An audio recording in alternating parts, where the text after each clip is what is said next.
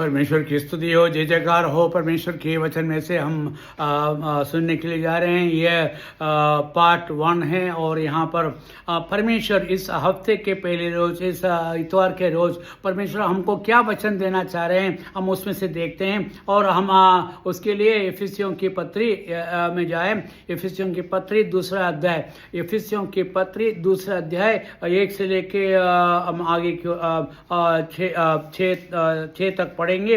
और हम उसमें से हम देखते हैं कि परमेश्वर आज हमसे क्या कहना चाहता है, परमेश्वर का हमको क्या दूध देना चाहता, हम इसमें से देखें। परमेश्वर की और इस वचन पर परमेश्वर के आशीष बने रहने के लिए सहायता इसमें पढ़ते हैं, इस प्रकार से पढ़ते हैं। उसने तुम्हें भी जिलाया जो अपने अपराधों और पापों के कारण मरे हुए थे, जिनमें तुम पहले इस संसार की रीति पर और आकाश के अधिकार के हाकिम अर्थात उस आत्मा के अनुसार चलते थे, जो अब भी आज्ञा न मानने वालों में कार्य करता है। और इनमें हम भी सब के सब पहले अपने शरीर की लालसाओं में दिन बिताते थे और शरीर और मन की इच्छाएं पूरी करते थे, और अन्य लोगों के समान स्वभाव ही से क्रोध की संतान थे। परंतु परमेश्वर ने जो दया का धनी है, हम धनी अपने उस बड़े प्रेम के कारण जिससे उसने हमसे प्रेम किया, जब वह हम अपराधों के कारण मरे हुए थे तो हमें मसीहा के साथ जिलाया। अनिरी से तुम्हारा उद्धार हुआ है, और मसीह यीशु में उसके साथ उठाया और स्वर्गीय स्थानों में उसके साथ बिठाया। परमेश्वर पढ़ा हुआ वचन पर परमेश्वर का आशीष दे। यहाँ पर ये पुस्तक जो है पौलुस ने लिखा हुआ है, जो परमेश्वर का एक चेला था, जो वो परमेश्वर के मरने के बाद वो चेला बना, और वो परमेश्वर से इतना लीन रहा, इतना मगन रहा, और कि वो परमेश्वर के वचन में से उसने हम देखते हैं कि उसने सबसे ज़्यादा किताब इस बाइबल में लिखते हैं, और सबसे ज़्यादा लिखते हैं। यहाँ पर परमेश्वर इसके पहले अध्याय में पौलुस अपने बारे में लिखता है। जरा आप उसको देखें। देखो, पौलुस की ओर से जो परमेश्वर की इच्छा से परमेश्वर वो कह रहा है कि पौलुस की ओर से, कौन लिख रहा है? पौलुस लिख रहा है। पौलुस की ओर से जो परमेश्वर की इच्छा से वो बता रहा है कि वो यीशु मसीह के प्रेरित थे। वो परमेश्वर वो कह रहा है कि ये बात सही है कि मैं यीशु मसीह के टाइम नहीं था, बाकी यहाँ पर कह रहा है कि मसीहा की इच्छा के अनुसार वो प्रेरित बना, और क्योंकि परमेश्वर ने उसे बुलाया और उसे चुना और उसको प्रेरित बनाया, ये यहाँ पर कह रहा है। और उन पवित्र और मसीह यीशु के विश्वासी लोगों के नाम जो इफिसुस में ये वचन हम ये पुस्तक जो है किसको लिख रहे हैं? इफिसियों लोगों के लिख रहे हैं। इफिसी एक जगह है जो आप एशिया माइनर में पढ़ेंगे, या फिर मतलब इसका ये कह सकते हैं कि आज जहाँ पर अरबी मतलब रोम के पास में एक जगह है, और जगह का नाम मेरे दिमाग में नहीं आ रहा। वो जगह का एक पुरान स्थल है जहाँ पर अंधविश्वासी और परमेश्वर को ना मानने वाले लोग रहते थे, विश्वासियों के लोग नहीं थे। वहाँ पर पौलुस जाके अपना प्रचार करा, और वहाँ पर बहुत सारे विश्वासी इकट्ठे हुए, और उन विश्वासियों के आत्मा में शक्ति से भरपूर होने के लिए ये लिखा हुआ है। और कहता है कि हमारे पिता परमेश्वर और प्रभु यीशु मसीह की ओर से तुम्हें अनुग्रह शांति मिलती रहे। और यहाँ पर लिखा है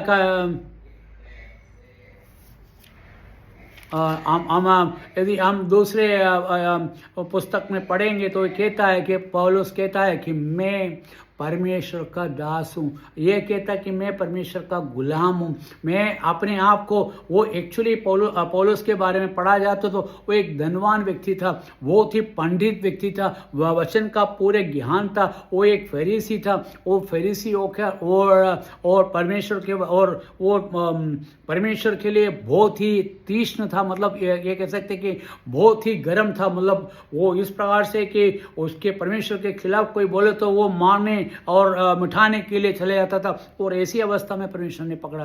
तो हम ये देखते हैं कि पौलुस एक भक्त होने के बावजूद वो प्रभु यीशु मसीह को नहीं जानता था, प्रभु यीशु मसीह के खिलाफ था, प्रभु यीशु मसीह के रास्ते पे चलने वाले नहीं था, वो इसराइलियों के रास्ते पे चलने वाला था। उसने प्रभु यीशु मसीह को जब स्वीकार किया, उसके जीवन आप कह सकते हैं कि बिल्कुल 180 डिग्री में वो फिर सीधे पलट गए और वो जो रास्ता चल रहा था उसके ऑपोजिट चलने लगे।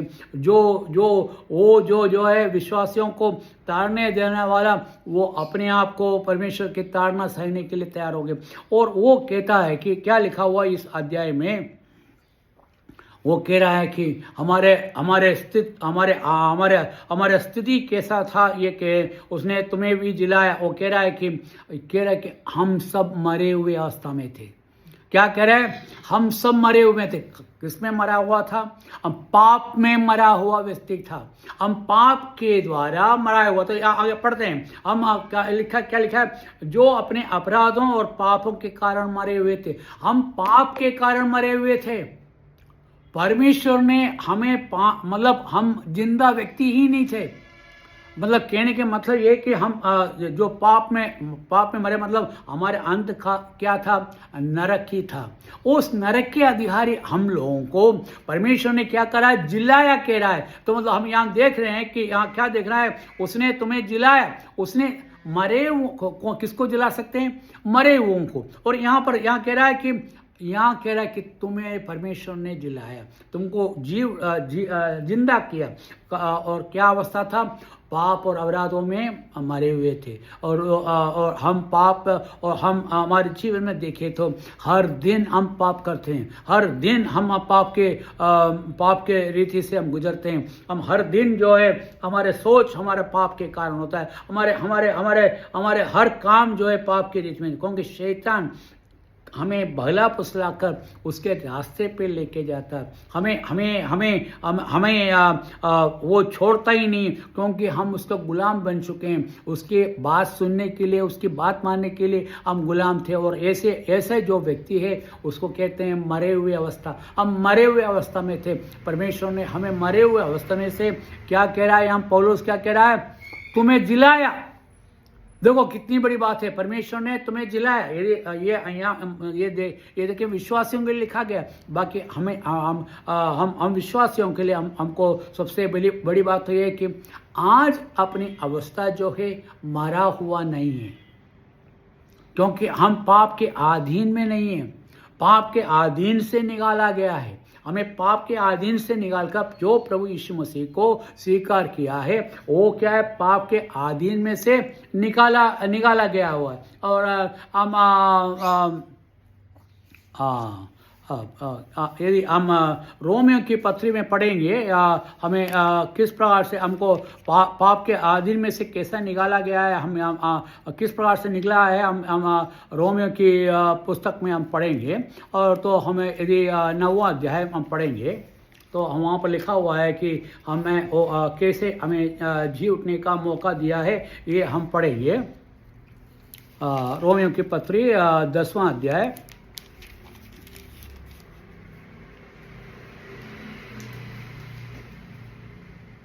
यहाँ 9 से हम पढ़ेंगे कि यदि तुम्हें परमेश्वर के पुत्र और पुत्रियां बनना है तो तुम्हें क्या करना पड़ेगा। यहाँ लिखा हुआ है रोमियो की पत्री 10वां अध्याय उसके 9 और 10वां आयत हम पढ़ेंगे।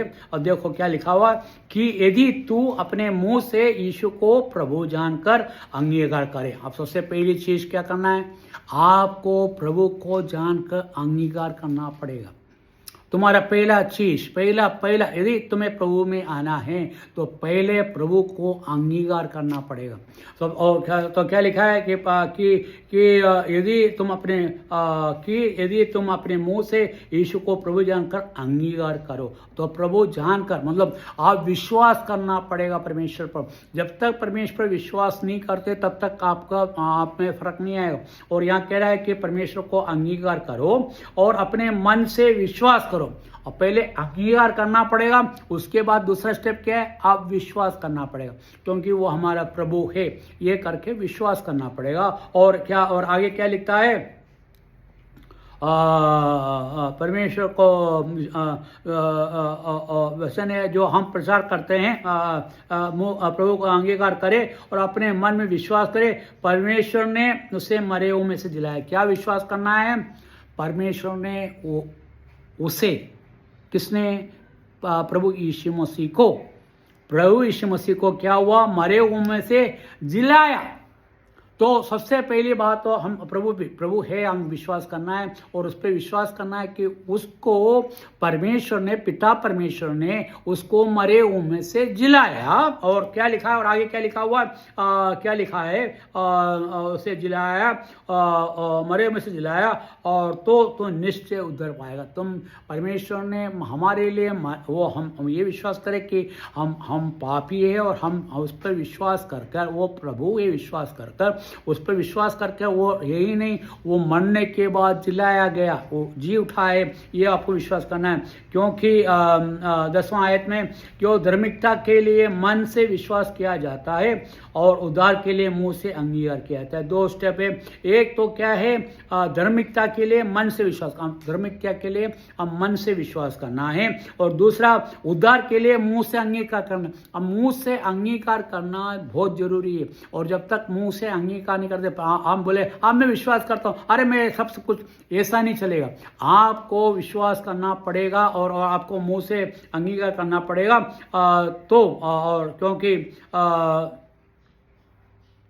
11वां आयत में, क्योंकि पवित्र शास्त्र ये कहता है जो कोई उस पर विश्वास करेगा वो लज्जित ना होगा, और कहता है कि वो जो कोई उस पर विश्वास करेगा वो लज्जित नहीं होगा। मैं यहाँ पर पार्ट 1 को मैं ख़त्म कर रहा हूँ, पार्ट 2 पर अपन जा रहे हैं। हम पार्ट 2 पे अपन देखते हैं, आगे की ओर हम देखते हैं, क्योंकि समय की कमी के कारण मैं ऐसा जा रहा हूँ।